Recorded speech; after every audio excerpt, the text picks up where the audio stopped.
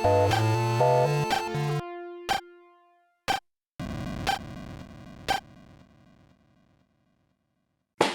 guys, welcome to a new What Have I Been Playing, What Have I Been Up To, and What Are My Pickups episode.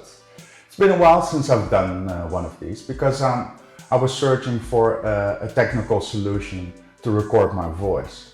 So I bought this little collar mic and I hope it's going to work out. It wasn't the most expensive one, but it kind of classifies as my first official pickup. So I'm very curious how it's going to work out in the end. First we're going over some of the pickups, then I'll tell you a little bit about the things that I've been playing and about stuff that's coming up. The first pickup that we're going to have a look at is Xevious. Xevious is a famous NES shooter and I played it a lot on the Evercade as well since I got it. But I wanted to have a new game for the Famicom and I saw this one online and I thought, well, might as well. It was on the cheap and I really like the shooter. I've yet to play it, but I will probably first play it on my Redphone 5 because I want to AV or RGB mod one of the Famicoms, so it will look the way it's supposed to. Right now I have a lot of interference and no sound yet on my Famicom, so work in progress there, but Xevious, really cool pickup for the Famicom. From there we go into some SNES pickups. This is a very interesting game, especially graphically. It's called Blazing Skies. It's a game by Namco and I saw this on YouTube and the graphics were so interesting, like I said before.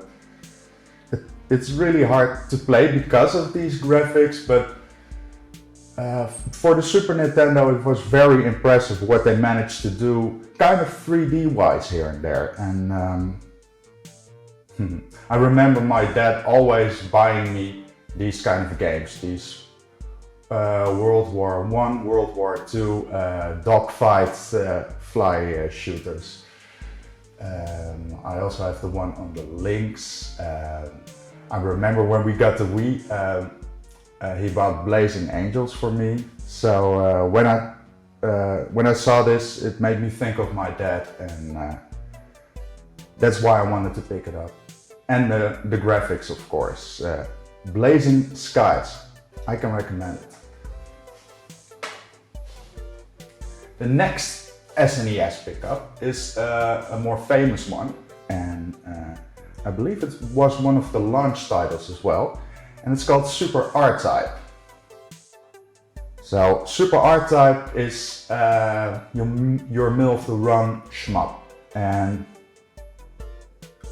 one of the things that I immediately realized when I started playing it is that I need to play it a bunch of times successively to get through the first level. These games are all about learning the patterns and especially when you encounter a boss, learning the patterns and try to outsmart it.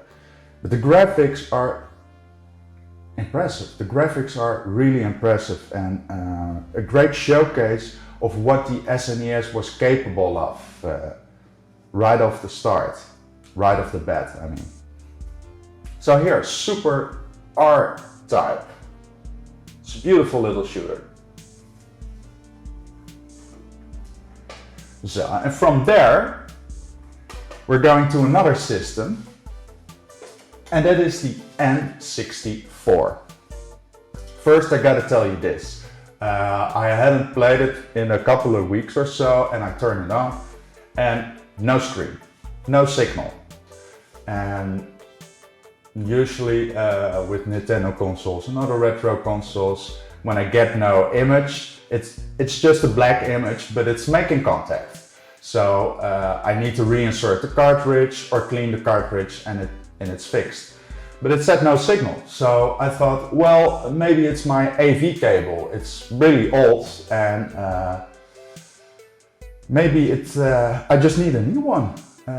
It was kind of broken at the end of it as well, because I kind of stood on it at one point. So, but it still made contact and it was working. So, but I bought me a new cable, and a very cheap cable. It said it's also compatible with the SNES, and but still nothing happened. So I cleaned the cartridge and put it in there a little bit more firm. This probably tells me that I need to open up my N64 as well and clean it, because a part of the problem lies in there, obviously. But after a while I got image, and I got the most ugly image you can imagine. It was way saturated. All the yellows were like a bright white, and I thought, what the fuck is going on? What the fuck is going on? And I thought, well, let's just plug in my old official N64 cord again. And the screen returned to normal colors. The problem was just, is inside the N64, so the card reader needs to be cleaned up, because like I said, when I put one of the cartridges a little bit more firmly in, it connected again. But my point being, never buy a video cable on the cheap. It's the difference between night and day. I actually was flabbergasted how huge the difference was. And I will never make that same mistake again. So the original cord is back in there, or cable. And well, the N64 still doesn't look how I want it to look. But like most people know, solutions to get it onto HDMI are very expensive. So I'm still looking for a CRT, and if I have a CRT, most of those systems will be connected to that. But never buy a cable on the cheap. Well, my first game pickup for the N64 is actually my favorite N64 game of all time. There are so many memories tied to this one with one of my best friends back then. It warrants its own video, but I'm going to show you right now what it is. And it is actually Diddy Kong Racing. Diddy Kong Racing just really improved upon the formula of what was Mario Kart 64. One of the things that I can tell you about this game is that me and my best friend back then, after a while we stopped racing each other. We both chose a plane, we gathered up as much missiles as we could, and we were going just against the current, hunting each other, waiting for each other. So it became like hide and seek / tag / hunting, basically. So we played via our own rules, and we had so much fun, and that will probably be a video in the future as well. Diddy Kong Racing, an absolute gem, and you can pick it up for a relatively good price. I got this for €17.50, so that's reasonable. And now I got me an N64 game that's complete in box and in immaculate state. But because it's a sporting game, nobody really cares.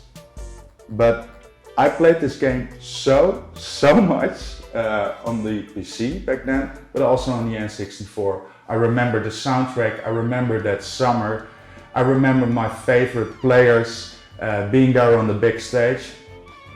I really like football, always have, and probably always will. My favorite player is Dennis Bergkamp, my favorite club is Arsenal, so we got that out of the way. But I picked up World Cup '89. I remember this summer very well. I was actually supporting the Brazil national team, believe it or not. I had the whole jersey and shorts and everything. But I really played this a lot. I followed everything that was happening inside and around the World Cup that year.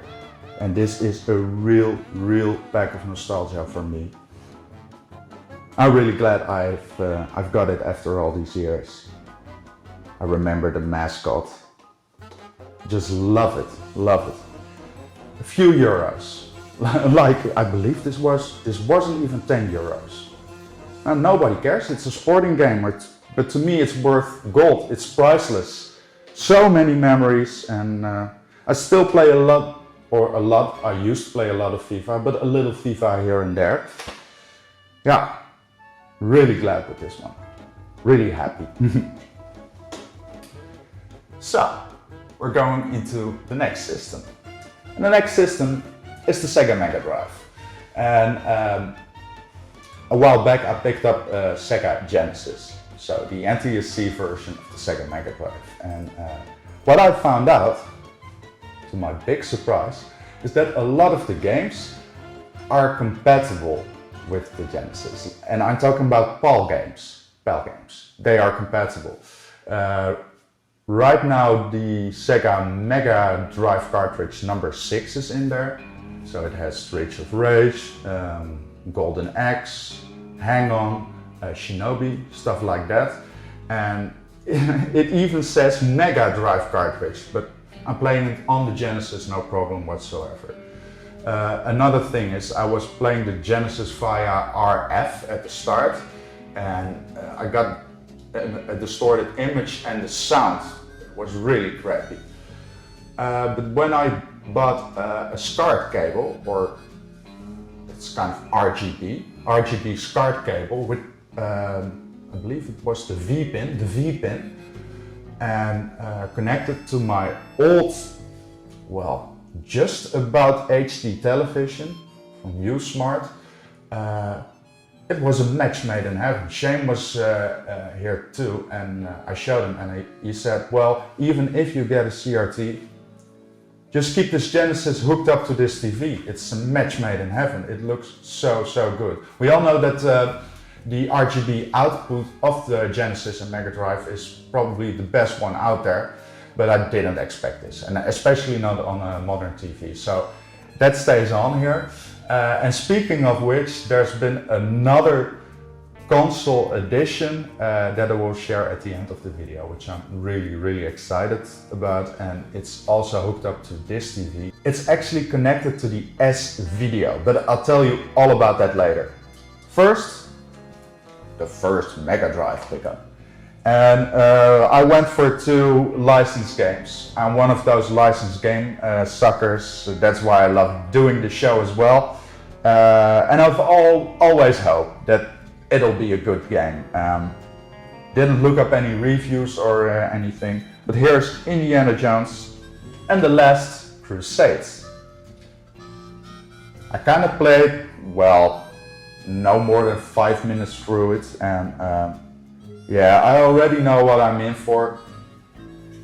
Clunky controls, no subpar graphics for a game on the Genesis at the time, but I love hearing that theme in 16-bit sounds, and yeah, I just love having another complete, it's complete, like you see, another complete Genesis Mega Drive game for the collection. I love collecting for that system in general, just like the Master System, because they come in these beautiful cases. Yeah, not blown away by it, but I wasn't expecting to be, just hoping. The next Genesis pickup, or Mega Drive pickup, is Jurassic Park.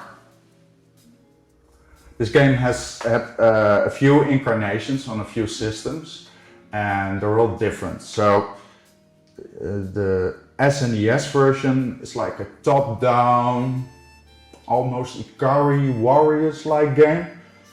And this is a side-scroller, and you can play as the Professor, Alan? I forgot his name.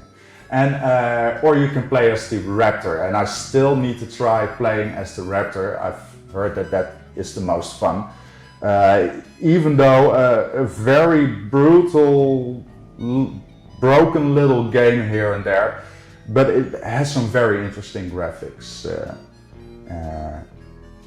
Just starting it up and watching the demos go by in the menu is, is fun on itself. So, those are my Genesis Mega Drive pickups. So I picked me up some ironing beads. This is a weird one, but yeah, the last week has been turbulent, to say the least. It wasn't the best of weeks. I lost someone I know. It wasn't a direct friend, however. The story is very complicated, but it really did something to me. And there were some other things as well in my personal life that didn't turn out the way I hoped. And I have PTSD, so I have a lot of nightmares as well, and they were extra present in the last week or so. So I needed to do something to set my mind at ease, basically creative therapy, you know? And making these little figures out of ironing beads was especially therapeutic. I will show what I've made in some of the clips. But I've made 3 things, 2 games that I really love and one of my favorite game characters of all time. But I can really recommend trying this if you have anxiety or PTSD. It's really soothing.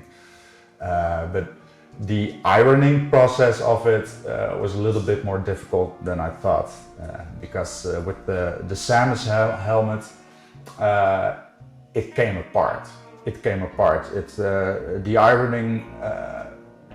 The iron was so hot that it immediately turned crooked, and before gluing all the way together, so I was kind of cursing and trying to put it all back together, and I managed to salvage it, but it's not perfect, not by any means. But I can really recommend it if you suffer from anxiety or anything like that. Well, the very last pickup, and also what I've been playing, because I've been playing that a lot in the last 2 days, and I'm going to be playing it this entire weekend. Aside from things I'm doing for future videos, because I'm playing the new licensed game a lot as well, but I can't disclose that yet because it's a surprise. I will give you one hint. You're the best. That's all I'm going to say. But the game that I've been playing a lot ties to my new console pickup.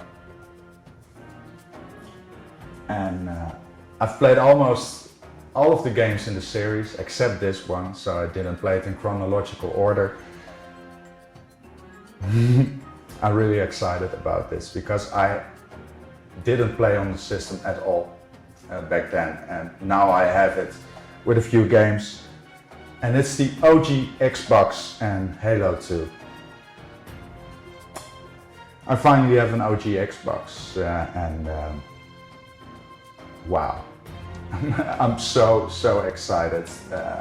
I've connected it via S-Video, which is very cool in itself because I never had a console that connected via S-Video, so I'm learning a lot about it. I'm watching a lot of documentaries about how it released back then, and it's almost 20 years old. I believe it released in November, right? 2001. So I'm just in time for the anniversary, I believe. Yeah, I have some racing games as well, pushing cotton racing, I have Fable and Burnout, and well, I'm just going to have a lot of fun with it in the coming times. And I know Funky Steve will be excited as well because it's one of his favorite consoles. Speaking of which, we did a podcast last week. It was the first episode with a lot of technical difficulties, and the next episode will be way better, I can promise you all that. But basically we didn't want to be pussies and just release it. We knew it was flawed, but you have to start somewhere, you know? You gotta start somewhere, John Bryan, yeah. Yeah, but this is my very most awesome pickup, I think. The OG Xbox. It came with the Duke as well. The DVD receiver, or I'm not sure how it's called. Anyway, you plug it in, and I believe you can use the disc as a DVD player. Came with the remote for that. It's in very good state. I'm really excited, guys. Well, anyway, these have been my pickups. There are a few things coming up as well, so I may do another video very soon. Thank you so much for watching, guys. I hope you're all healthy, safe and happy, and stay shiny.